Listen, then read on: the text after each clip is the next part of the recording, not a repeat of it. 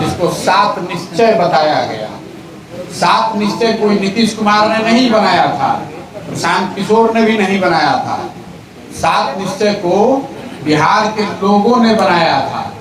40,000 गांवों में सर्वे किया गया, पूछा गया कि भाई आपको क्या चाहिए, सरकार को क्या करना चाहिए। आपको याद होगा मोदी जी ने उस समय घोषणा की थी 1,60,000 करोड़ का पैकेज देंगे, कहा था ना। उसको काउंटर करना था तो गांव लोगों के पास गए, पूछा कि भाई 1,60,000 करोड़ का पैकेज चाहिए कि कोई दूसरा काम होना चाहिए। तो लोगों ने बताया कि नहीं साहब, यहाँ बेरोजगारी बहुत है, जो नौजवान हैं, जो बेरोजगार हैं, उनको कुछ मासिक सहायता मिलनी चाहिए सरकार की ओर से। इसलिए 7 निश्चय का पहला प्रॉमिस क्या था, बेरोजगार लोगों को 1,000 रुपए का मासिक भत्ता। किसी को मिल नहीं रहा है, उनको पता है, लेकिन ये पहला निश्चय था। आपको मैं बता रहा हूँ कि वो बनाया कैसे गया था। यहाँ हम 7 निश्चय का उसका इवैल्यूएशन नहीं कर रहे हैं, उस पर टिप्पणी नहीं कर रहे हैं। मैं आपको बता रहा हूँ कि लोगों की ताकत कितनी है, लोगों की समझ कितनी है। लोगों ने बताया कि साहब 10वीं और 12वीं तक तो फिर भी लोग पढ़ाई कर लेते हैं, उसके आगे की शिक्षा दीक्षा करने के लिए, कंपटीशन की तैयारी करने के लिए पैसे नहीं होते हैं। इसलिए सरकार को कोई व्यवस्था करनी चाहिए जिससे स्टूडेंट्स को, विद्यार्थी को लोन मिल सके, पैसे से कुछ सहायता मिल सके। इसीलिए बिहार के 7 निश्चय में स्टूडेंट क्रेडिट कार्ड की परिकल्पना की गई।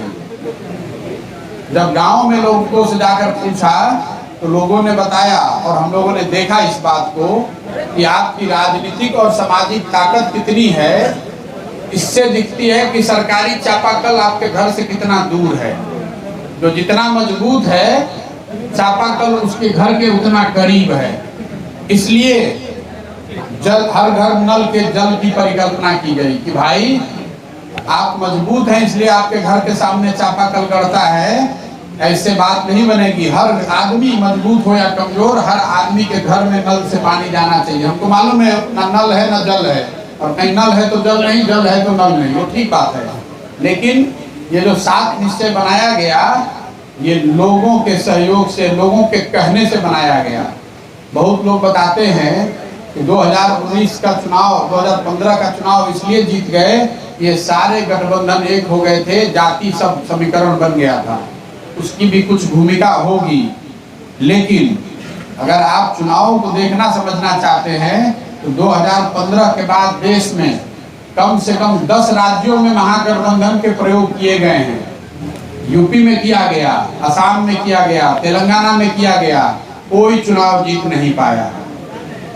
तो महागठबंधन तो था, लेकिन उसके साथ उस समय नीतीश कुमार का चेहरा भी था, 7 निश्चय का प्रॉमिस भी था, सबके मिलने से ही बात बनी। उस समय 7 निश्चय का जो बजट था वो 3 लाख करोड़ का था। 3 लाख करोड़ 5 साल में उस पर खर्च किए जाने थे। अभी जमीन पर तो कुछ बदला नहीं। मैं आपको अपना अनुभव बता रहा हूँ कि सरकार हमारे मुताबिक बन गई। जो जिस मुद्दे पर सरकार को चलना है वो भी हम लोगों ने तय कर दिया। 3 लाख करोड़ रुपए की भी व्यवस्था कर दी गई बजट में। उसके बावजूद समाज में कुछ बहुत सुधरा नहीं है। इसलिए अभी जब लौट कर आए हैं तो पता चला है और दिमाग में ये बात क्लियर है कि शॉर्टकट से काम नहीं चलेगा। लंबा रास्ता ही सही, लेकिन व्यवस्था परिवर्तन तब होगा जब एक नई राजनीतिक व्यवस्था बनाई जाए। नई राजनीतिक व्यवस्था क्यों बनाई जाए? क्योंकि बिहार की आज जो दुर्दशा है वो कोई राजनीतिक विवाद का मुद्दा नहीं है। आप देश में सबसे गरीब और पिछड़े राज्य हैं, ये तो बात मालूम है ना। जैसे सूरज पूरब में उगता है ये सत्य है, वैसे ये सत्य है कि बिहार देश में सबसे गरीब और पिछड़ा राज्य है।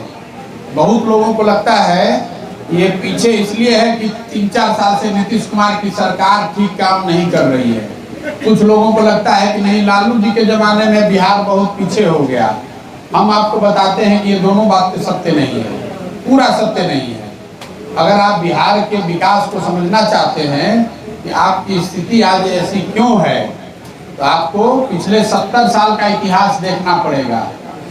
बिहार का गौरवशाली अतीत रहा है, ये सबको मालूम है।